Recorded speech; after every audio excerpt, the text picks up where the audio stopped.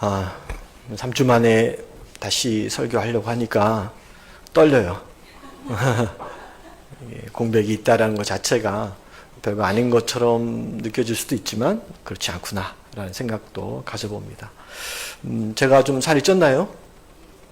예, 교육자들이 살이 좀 찌신 것 같습니다. 이렇게 이야기하는데 맞습니다. 제가 원래가 한국 떠날 때 60kg였는데 오늘 아침 최종적으로 체중기를 통해서 확인한 것이 64.7kg. 얼굴을 보지 마시고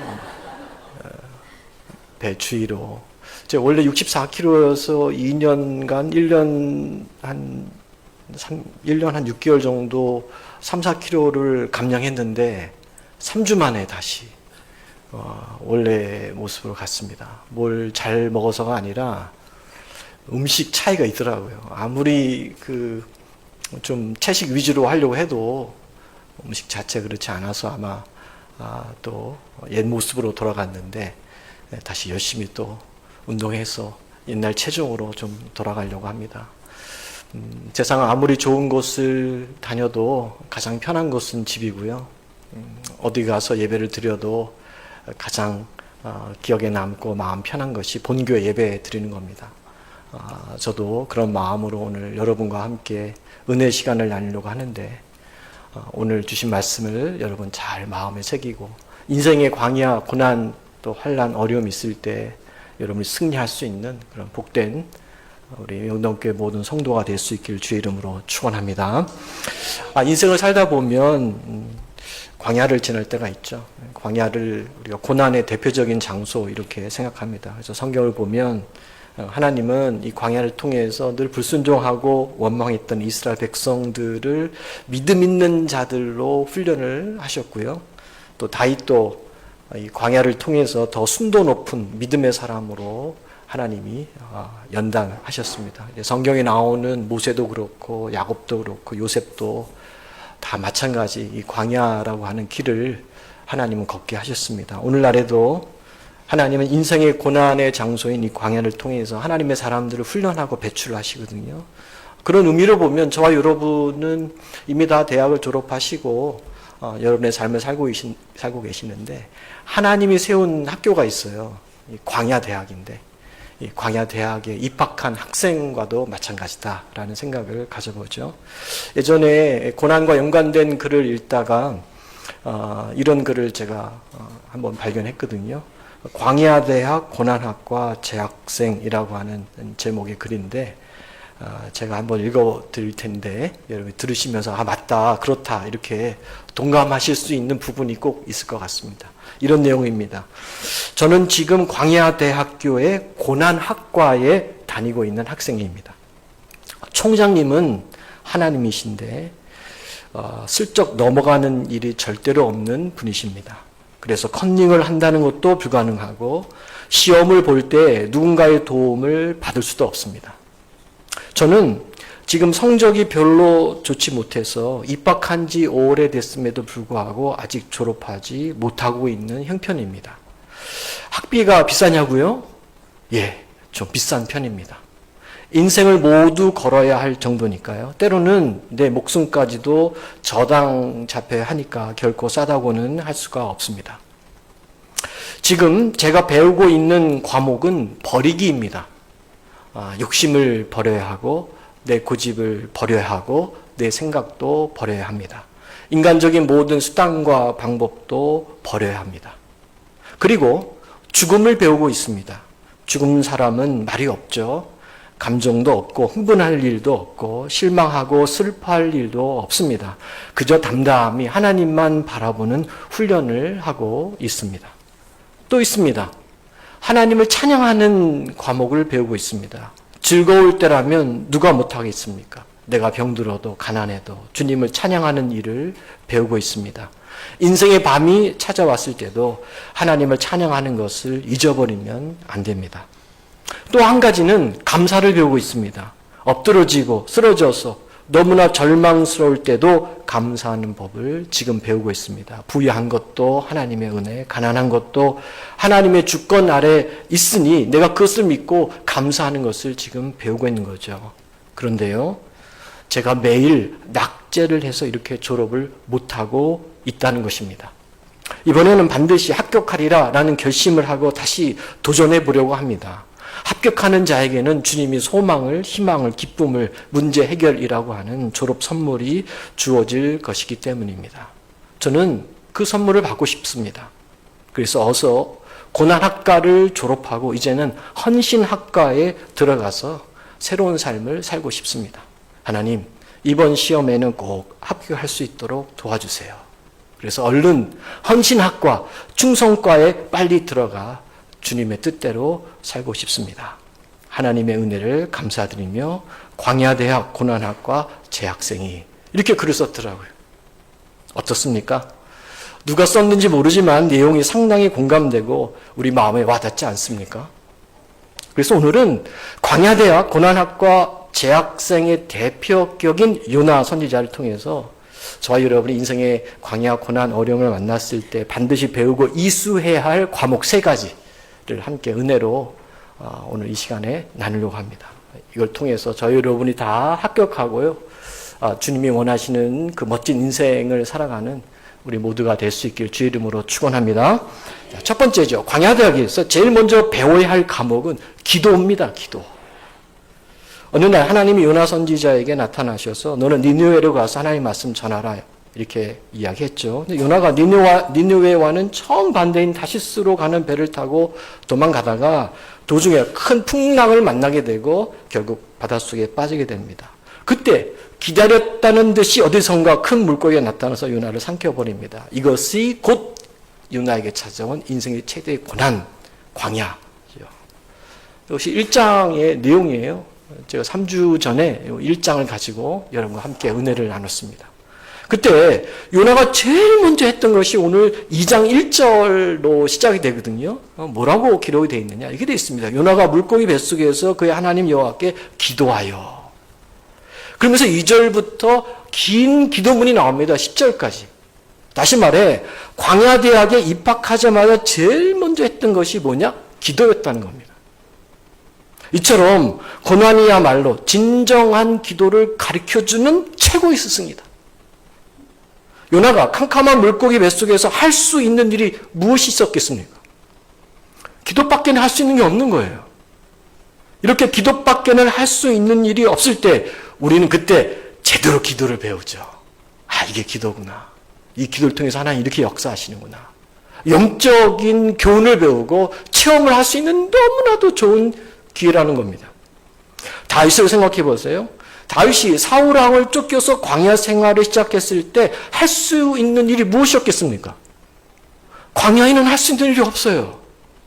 사울왕 밑에 군대 장관으로 있을 때는 할 일이 많았습니다. 근데 막상 도망자의 신세로 광야에 던져지니까 기도밖에 할 수 있는 게 없는 거예요. 그래서 그가 썼던 시편 대부분이 다 광야 도피 기간에 썼던 기도문입니다.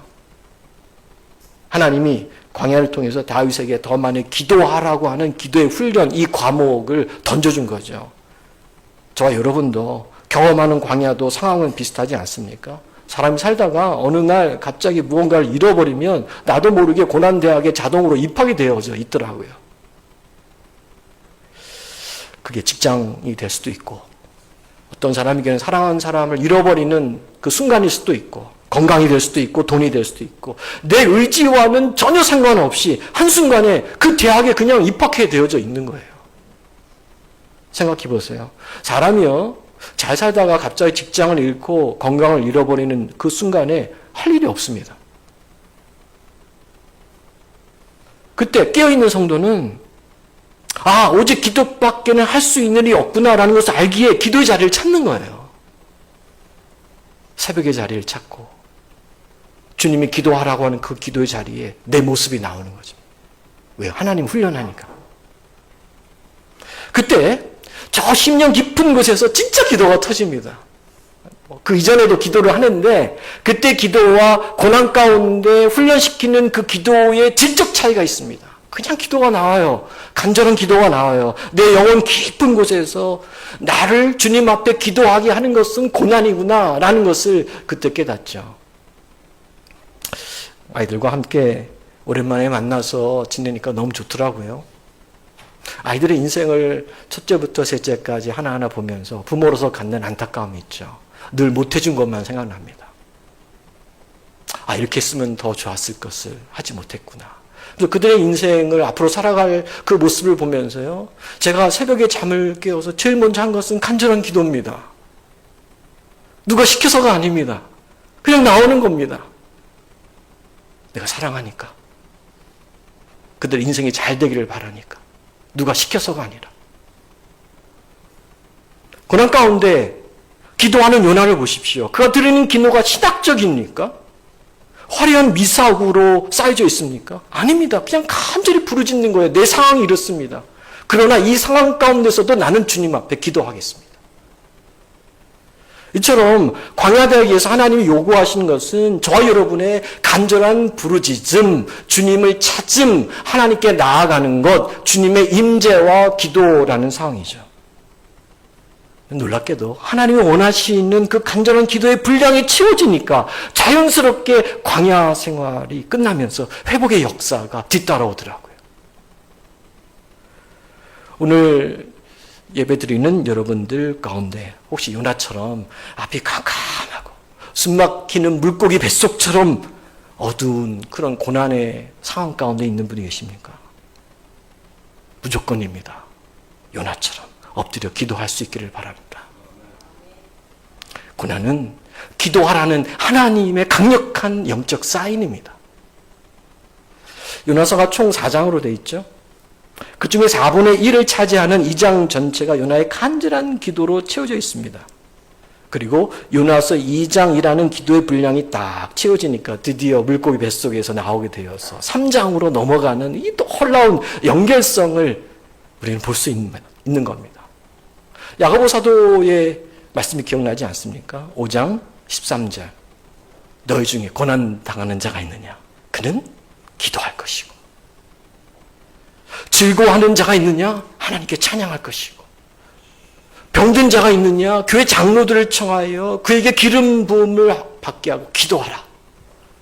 그래서 뭐라고 말씀하십니까? 믿음의 기도는 병든 자를 구원한다. 그러므로 바라기는 우리가 인생을 살다가 만나는 크고 작은 모든 고난 앞에 요나처럼 먼저 주님 앞에 엎드려 간절히 기도해서 그 기도가 우리 고난을 뛰어넘고 주님의 인도하는 자리로 광야대학을 졸업하는 과목을 이수하는 저와 여러분이 꼭 될 수 있길 주의 이름으로 축원합니다. 두 번째죠. 이 광야대학에서 기도 다음으로 우리가 배우고 이수해야 할 과목은 감사입니다. 2절부터 본격적인 기도가 시작되는데요.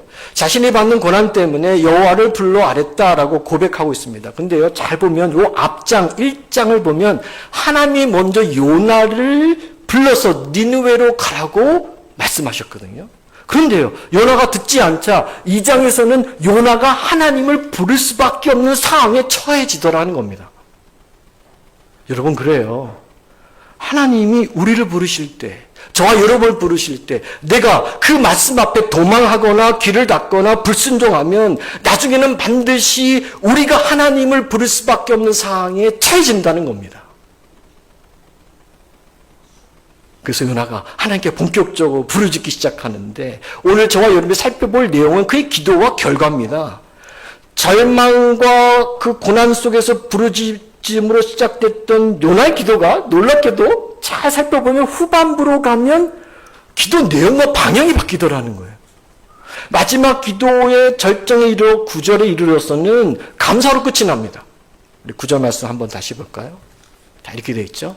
나는 감사하는 목소리로 주께 제사를 드리며 나의 소원을 주께 갖겠습니다. 구원은 하나님이 나를 물고기 뱃속에서 또는 내 인생을 구원하는 것은 전적으로 여호와께 속했습니다. 라고 감사로 끝나는 것을 확인할 수가 있습니다. 우리가 이 기도를 보면서 깨달을 수 있는 사실이 무엇입니까? 우리가 기도를 시작하면 그 기도 중간에 누군가가 개입을 하신다는 겁니다. 그래서 기도의 내용이 내가 뜻하지 않았던 방향으로 변화시켜가는 것을 우리가 체험할 수 있다는 거죠. 요나가 처음 기도할 때는요, 절박한 고난 가운데서도 도움의 요청을 위해서 기도했지, 나를 이 어두운 물고기 뱃속에서 다시 살아날 수 있도록 도와주세요 라고 기도했지, 감사를 목적으로 기도한 것은 아닙니다. 그런데 기도하는 가운데 누군가가 개입하시더니 요나의 기도의 방향과 내용을 감사로 바꿔버렸습니다. 그분이 누구실까요? 저 여러분이 잘 알고 있는 내 안에 내주하신 성령 하나님이심을 믿을 수 있기를 바랍니다. 우리가 무엇을 위해서 기도할지, 내가 어떤 기도 제목이 하나님의 뜻인지를 내가 알지 못할 때 내주하신 성령님이 도우셔서 하나님의 뜻하시는 방향으로 인도해 가신다는 겁니다. 저는 이걸 참 많이 깨닫게 되는데요. 제가 원하는 목적이 이것인데, 이 목적을 놓고 기도했는데, 기도하다 보니까 그 목적이 아닌 정말 주님이 원하는 목적으로 역사하시는 경우들이 참 많았습니다. 로마서를 쓴 사도 바울이 이 사실을 깨닫고요, 로마서 8장 26절에 이렇게 기록하고 있죠. 화면으로 준비되어 있는데 우리 잘 알고 있는 말씀입니다. 이와 같이 성령도 저와 여러분의 연약함을 도우시나니 우리는 마땅히 기도할 바를 알지 못하나, 내가 지금 이 기도, 이 제목으로 기도하고 있는데 그 기도 제목조차도 우리는 잘 알고 있지 못하는 가운데서 기도하고 있으나 오직 성령이 말할 수 없는 깊은 사랑으로 우리를 위하여 친히 간구하신다. 처음에는 내 뜻대로 시작했던 기도가 성령의 도우심으로 하나님의 뜻대로 기도로 바뀌게 되고, 처음에는 내 의지로 시작했던 내 기도가, 그래서 기도하기가 참 힘들었는데 그 중간에 주님이 인도하시는 기도로 역사하셔서 내 기도가 가벼워지게 하시고, 예수님이 겟세마네 동산에서 기도하신 것처럼 내 뜻이 아니라 주님의 뜻대로 이루어지기로 변화된 것처럼 성령님이 하십니다. 그분이 기도의 주관자십니다. 그분이 역사합니다. 지금 여러분이 기도하고 있는 그 기도 가운데 우리 성령님이 그 기도를 딱 잡으시고 결국에는 주님 앞에 영광, 우리 삶에는 은혜가 충만하도록 함께 하신다는 것이죠. 근데 중요한 것은요, 이런 기도의 역사는 10분, 20분의 짧은 기도로는 경험할 수 없다라는 한계점이 있습니다. 내 기도가 잘 되지 않더라도 충분한 시간을 갖고 기도해야 중간에 성령의 그 역사심을 우리는 체험할 수 있다는 겁니다. 우리가 10분, 20분 기도하면 전부 내가 원하는 내 기도의 소원만 일하다가 끝나는 경우가 참 많습니다. 근데 기도가요, 30분, 40분, 50분, 1시간의 벽을 넘어가기 시작하면서부터 성령님이 그 기도를 딱 붙잡으십니다. 그리고 하나님이 원하시는 기도의 방향으로 나를 깨우쳐 주시고 기도의 확신을 갖게 하시고 기도의 은혜와 그 기쁨 가운데 들어갈 수 있도록 역사하시죠. 그래서 여러분에게 부탁드립니다. 5분, 10분의 짧은 기도를 순간순간 하는 것도 너무 복되지만, 너무 잘하시는 것이지만, 너무 좋은 것이지만, 일주일에 한 번쯤이라도, 아니면 최소한 분기별이라도 한 번이라도 기도를 최대한 길게 해볼 수 있기를 바랍니다. 그럴 때 성령님이 중간에 개입하셨어. 내 기도의 그 짧은 분량을 주님의 뜻으로, 주님이 원하심으로 조율해 주셔서 결국 하나님의 뜻대로 인도해 가시는 이 기도의 신비한 은혜를 꼭 체험할 수 있을 겁니다. 그래서 오늘 요나의 기도를 보면 분명히 처음에 기도할 때는 자기의 상황 처지를 아뢰는 기도로 시작했는데 중간에 성령이 개입하시니까 자신의 연약함이 깨달아지면서 회개하게 되고 그 가운데 있는 내 모습 가운데서도 주님 앞에 감사로 끝맺음 되는 것을 보게 되는 겁니다. 또 중요한 것은요, 우리가 믿음의 눈으로 요나의 상황을 다시 보면 물고기 뱃속이라고 하는 것은 단순한 광야가 아니라 축복의 자리구나라는 것도 깨달음을 얻게 됩니다. 왜 그럴까요? 바다에 빠진 요나를 큰 물고기가 삼켜주지 않았다면 그는 죽음의 바다에 그대로 삼켜버릴 수밖에 없었기 때문입니다. 죽음의 바다가 나를 삼키지 못하도록 하나님이 큰 물고기로 나를 삼켜주셨구나 라고 하는 이 사실이 깨달아지니까 지금 물고기 뱃속의 고난이 복의 장소구나라는 것을 요나가 알게 되는 거예요. 그러니까 감사가 나오는 거예요. 지금 여러분의 고난의 자리가 힘들죠? 아프죠? 근데요, 그 자리가 축복의 자리인 거 아십니까? 왜요? 주님이 함께 하시니까. 주님이 들으시니까. 그 깨달음이 저와 여러분의 믿음 안에서 임할 때 물고기 백석이라는 광야 대학에서도 감사가 나오는구나. 이게 진짜 백의 감사구나. 사울 왕과 다윗 왕의 차이점이 여러 가지죠. 그 중에 하나가 뭐냐면 그 둘 사이에는 광야 경험이 있느냐 없느냐에 아주 분명한 차이점이 있습니다. 사울 왕은 광야 대학을 거치지 않고 곧바로 왕의 자리에 오른 사람입니다. 다윗은 기나긴 10여 년의 광야를 통해서 마침내 왕의 자리에 오른 사람이거든요. 그래서 그의 글을 보면 항상 그 안에는 감사와 찬양이 넘쳐납니다. 희한하죠? 광야 없이 그 자리, 원하는 자리에 간 사람이 더 감사할 것 같은데 그렇지 않다는 겁니다. 대표적인 시편이 자기 아들 압살롬으로 인해서 왕궁에서 쫓겨나 광야로 도망가던 그 당시에 지은 시편 63편입니다. 63편 1절에 보면 다윗이 이렇게 고백해. 하나님, 내가 간절히 주를 찾고 있어요. 3절로 넘어가면요, 주의 인자하심이 생명보다 나음으로 내 입술이 주님을 찬양합니다. 어찌 이런 고백이 나옵니까? 광야는 물이 없습니다. 생명의 위협이 있는 곳이지만 오히려 다윗은 광야에서 오로지 하나님만 바라볼 수 있고 그 하나님의 사랑으로 내가 충분합니다 라고 하는 고백이 그 인생을 통해서 나오는 거죠. 그렇다면 하나님은 그 기나긴 10여 년의 광야대학을 통해서 다윗에게 어떤 일을 행하셨을까요? 그냥 고난만 던져줬을까요? 단순하게 기도하는 것으로만 끝났을까요? 그렇지 않습니다. 그 기간 안에는 다윗 안에 존재하고 있는 사울의 모습을 주님이 바꿔가시는 거거든요. 사울의 모습을 빼내는 겁니다. 우리 모두에게는 예외 없이 사울과 같은 모습이 존재하거든요. 주님이 사랑하는 영혼 사람보다는 일 중심의 모습도 있고요. 폭력적일 수도 있고 파괴적이고 이기적이고 교만한 그 지성이 우리 가운데 늘 있습니다. 내 뜻대로 원하는 대로 편한 대로 하고자 하는 그 마음이 그 사울과 같은 모습이 다 존재합니다. 그래서 하나님은 광야를 통해서 그 다윗 안에 존재하고 있는 그 사울을 빼내는 겁니다. 고난 아니면 빼낼 수가 없거든요. 그 연단 과정을 통해서 다윗의 믿음의 순도를 극대화시켜서 너가 이제는 이스라엘의 왕의 자리에 올라도 충분히 하나님을 경외하며 주님의 백성을 다스릴 만한 자격이 된다고 보신 거죠. 이 모든 과정을 걸어갔던 모세는 40년의 연단 과정을 거쳤고요. 요셉은 13년에, 야곱은 20년의 세월을 주님 앞에 사울의 모습을 빼내는 과정을 거쳤습니다. 요나도 저와 여러분도 마찬가지죠. 물고기 뱃속 같은 고난의 자리는 내 안에 있는 사울을 죽이시는 하나님의 시간이고 그렇게 죽어진 내 안에 새로운 새 사람으로 태어나게 하시는, 그래서 정금 같은 신앙, 오로지 주님만을 바라보는 신앙, 교만이 겸손으로 하나님 중심으로 변화시키는 그런 일들을 주님은 지금도 진행하십니다.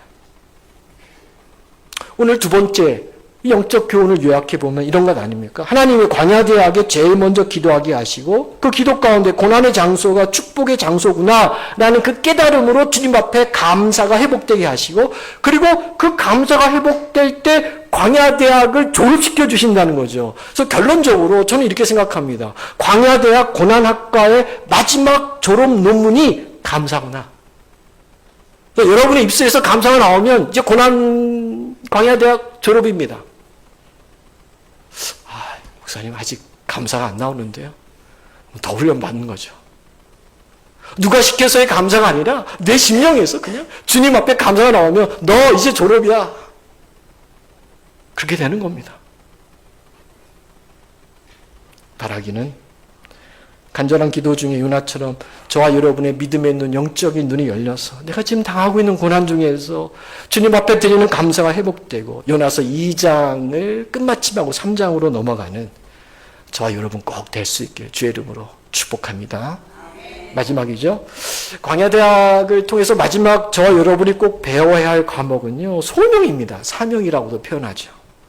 오늘 본문 마지막 10절 보시면 요나의 기도가 끝나자마자 하나님의 큰 물고기에게 명하 요나를 물고기 뱃속에서 육지에 토해내도록 하거든요. 10절 말씀 한번 볼까요? 여호와께서 그 물고기에게 말씀하시되 요나를 육지에 토해냈다. 요나가 물고기 속에 있었던 기간이 3일입니다. 그리고 그 큰 물고기가 평상시처럼 바다를 돌아다니며 토해냈을 때도 바다 한복판이어야 맞습니다. 굳이 얘가 얘는 사람이니까 저 바닷가에다 토해내야 돼. 그렇게 갔을까요? 근데 놀랍게도요, 물고기가 토해낸 장소가 육지라는 겁니다. 이 사실이 우리에게 주는 영적 의미가 있죠. 요나가 물고기 뱃속에서 회개와 기도를 시작했을 때 하나님이 일하기 시작했다는 겁니다. 요나가 기도할 때 하나님이 이미 기도 응답을 진행하고 계셨다는 겁니다. 저는 이게 참 놀랍다고 생각하는데요. 저 여러분이 기도하면 응답이 언제 올까요? 예를 들어서 40일 작전 기도를 했다고 생각해 볼까요? 39일, 내일이 40일. 40일 날 주님의 이름으로 기도합니다. 아멘 하면 그때 응답이 우리에게 찾아옵니까? 아니죠. 우리는 알지 못하지만 우리가 주님의 이름을 부르기 시작하는 순간부터 우리 주님은 우리의 응답과 소망의 해변가로 움직이고 계심을 믿을 수 있기를 바랍니다. 내가 기도하는 그 기도의 첫 마디가 나오는 순간부터 하나님은 일하십니다. 배우자가 필요했던 이삭이 들에서 묵상해요. 기도합니다. 결혼해야 되는데 나에게도 배우자가 필요한데. 그렇게 묵상하며 기도할 때 그때 하나님은 저 멀리 떨어져 있던 리브가를 움직이고 계셨습니다. 한 형제 자매가 배우자를 위해 기도하는 순간부터 하나님은 지구상에 있는 어느 한 형제 자매를 움직이기 시작한다는 거예요. 기도하면 그래요.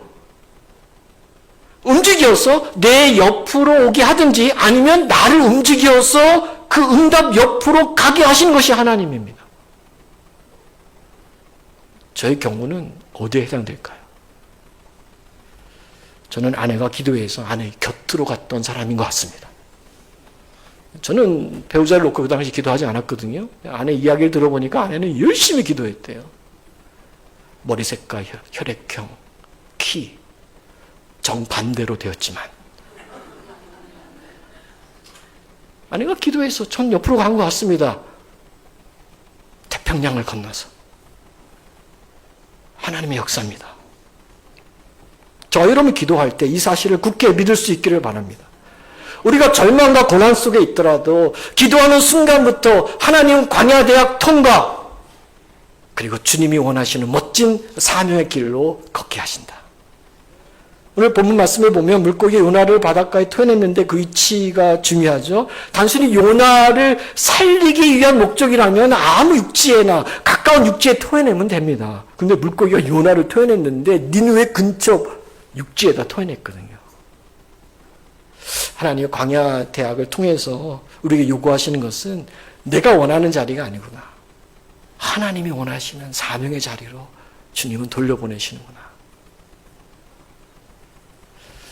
광야 대학 가고 싶어 하는 분은 한 분도 없습니다. 저도 가고 싶지 않습니다. 근데 어느 날 눈 떠보니까 나도 모르게 자동으로 입학되어져 있죠. 근데 하나님은 그 광야 대학에서 주님 앞에 예배하게 하십니다. 예배는 하나님의 임재고 하나님의 나의 주인이심을 고백하는 그 시간이죠. 기도하게 하십니다. 기도는 간구고 사귐입니다. 주님 앞에 간청하고 주님과 깊은 영적 관계로 들어가게 해주는 것이 기도니까요. 감사하게 합니다. 회복되게 하시는 사명의 역사가 있습니다. 그래서 결국 하나님이 의도하신 소명의 자리로 가게 해주시죠. 저는 이 자리에 있는 우리 모두가 고난이라는 광야대학을 통해 하나님이 나에게 주신 사명을 깨닫고 각자의 니느웨로 나아갈 수 있기를 주의 이름으로 축원합니다. 사명이라고 하니까 거창한가요? 우리 가정도 사명의 장소 아닙니까? 하나님 우리 가정을 통해서 5가지의 사명을 이루기 원하십니다. 하나님을 예배하는 가정, 우리의 믿음의 다음 세대로 잘 전수되기를 원하시는 사명, 우리의 사랑과 섬김을 배우고 실천할 수 있는 가정, 하나님의 그 은혜와 사랑의 성품을 드러내는 가정, 하나님 나라를 확장해가는 그 가정, 그 사명을 우리에게 주셨습니다. 그 사명 감당하는 것도 귀한 것이죠.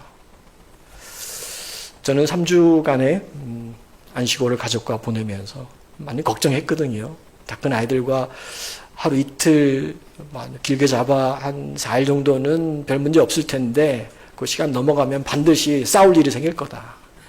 그렇지 않습니까? 그런 위기가 있었습니다.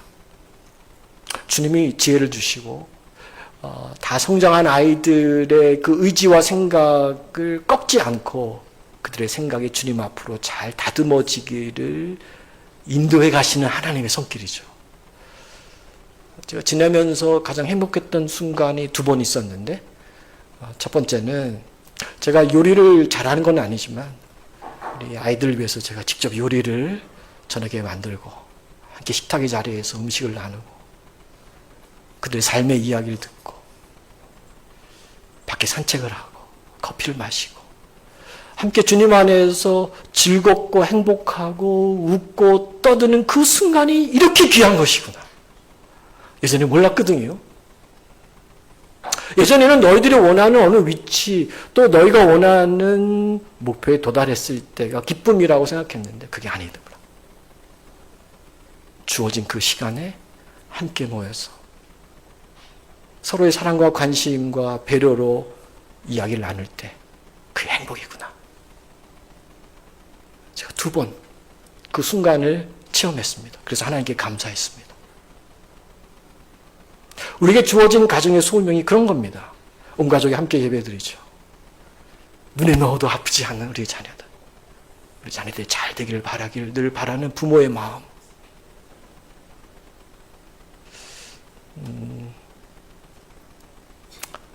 부모는 자녀에게 늘 못해준 것만 기억하고 자녀는 부모에게서 늘 서운한 것만 기억한대요. 부모의 마음이 더 큽니다. 그래서 기도해야 됩니다. 우리 자녀들을 붙들고. 그래서 가자 기도해야 하는 거죠. 모일 때마다 우리 가정을 붙들고 그 가정에 이루어질 하나님의 소망을 생각하며. 오늘 말씀을 정리합니다. 하나님은 요나에게 물고기 뱃속이라는 고난을 통해서 3가지를 훈련시키셨습니다. 간절한 기도, 감사의 회복, 사명의 자리. 그리고 마침내 광야대학을 졸업하게 해주셨죠. 저와 여러분도 마찬가지입니다. 이유를 막론하고 모든 성도는 인생을 살다 크고 작은 고난을 만나면 무조건 이 3가지를 체크업해 보시기 바랍니다. 내 안에 간절한 기도가 있는가? 내 안에 진정한 하나님을 향한 감사가 있는가? 지금 내가 걸어가고 있는 이 길이, 지금 우리 자녀들이 걷고 있는 이 길이 하나님이 인도하시는, 하나님 주시는 소명의 자리인가? 근데 더 놀라운 것은요, 더 중요한 것은 우리가 물고기 뱃속에 들어가기 전에 내가 먼저 주님 앞에 간절히 기도하고 감사하고 하나님 기뻐하시는 길을 걷는다면 더 좋지 않을까? 굳이 저와 여러분이 광야 물고기 뱃속까지 들어가서 광야 대학을 졸업해야 할 이유는 없잖아요. 할 수만 있다면 우리 인생의 광야 고난을 만나기 전에 진리의 말씀으로 내 사명을 깨닫고 내 사명의 자리인 그 가정의 니느웨로, 주님이 보내시는 니느웨로 곧장 갈 수 있다면 그게 베스트의 인생이 아닙니까? 최고의 인생이 아닙니까? 뭐하러 굳이 물고기 뱃속을 거쳐서 니느웨로 갈 이유는 없는 것이죠. 저는 우리 교회 성도들이요, 광야대학 입학하지 않기를 원합니다. 곧장 주님이 원하시는 니느웨로 갈 수 있는 이런 믿음이 있는 사람들 될 수 있기를 바랍니다. 오늘 내가 주님 앞에 기도합니다. 감사합니다. 사명을 깨닫고 이제는 주님과 동행하는 멋진 우리 명동교회 성도들, 오늘 예배드리는 우리 모든 심령이 될 수 있기를 주님의 이름으로 축복합니다.